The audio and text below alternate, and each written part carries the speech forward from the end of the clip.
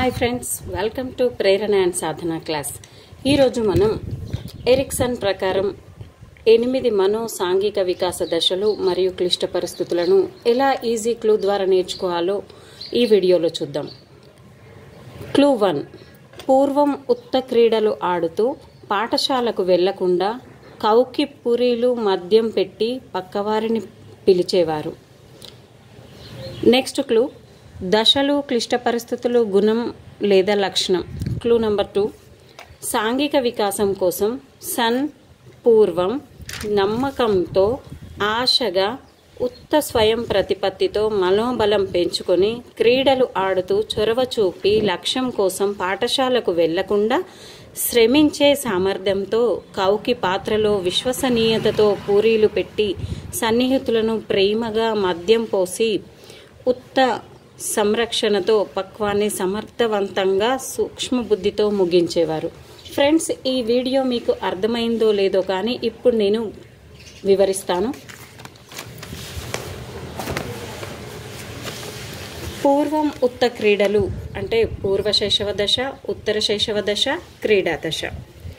పాఠశాలకు వెళ్లకుండా కౌకి పూరీలు మద్యం అంటే పాఠశాలకు వెళ్లకుండా అంటే పాఠశాల దశ, కౌకి అంటే కౌమార దశ, పూరీలు మద్యం అంటే పూర్వ వయోజన దశ, మధ్య వయోజన దశ, పక్కవారిని పిలిచేవారు అంటే పరిపక్వ దశ. ఈ చిన్న క్లూ మీకు అర్థమయ్యే ఉంటుంది ఫ్రెండ్స్. నెక్స్ట్ క్లూ చూడండి.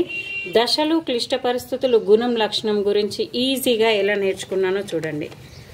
సాంఘిక వికాసం కోసం ఎరిక్సన్, దీన్ని ఎలా తీసుకున్నాను? సాంఘిక వికాసం కోసం సన్ పూర్వం నమ్మకంతో, పూర్వ శైశవ దశ నమ్మకంతో అంటే నమ్మకం అపనమ్మకం, నమ్మకంతో ఆశగా అంటే ఆశ, ఉత్త స్వయం ప్రతిపత్తితో అంటే ఉత్తర శైశవ దశ స్వయం ప్రతిపత్తితో అంటే స్వయం ప్రతిపత్తి వర్సెస్ సందేహం, మనోబలం పెంచుకొని మనోబలం, క్రీడలు ఆడుతూ అంటే క్రీడా దశ, చొరవ చూపి లక్ష్యం కోసం అంటే చొరవ చూపడం మరియు అపరాధ భావన, తప్పు చేశానన్న భావన కూడా దానికి లక్ష్యం.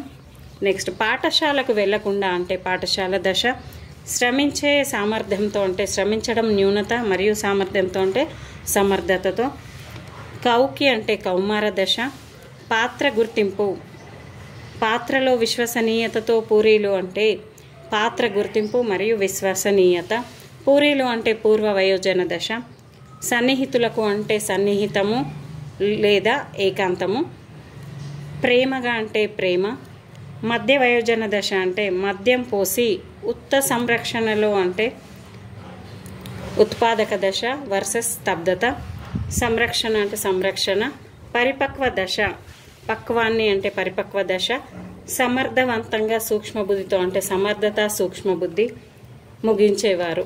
ఈ విధంగా నేను ఈ క్లూ ద్వారా నేను చెప్పాను ఫ్రెండ్స్. మీకు ఈ క్లూ అర్థమయ్యే ఉంటుంది. దీన్ని యూటిలైజ్ చేసుకొని టెట్ మరియు డిఎస్సిలో ఎక్కువ మార్కులు సాధిస్తారని ఆశిస్తూ thank you friends. Please like and share my channel.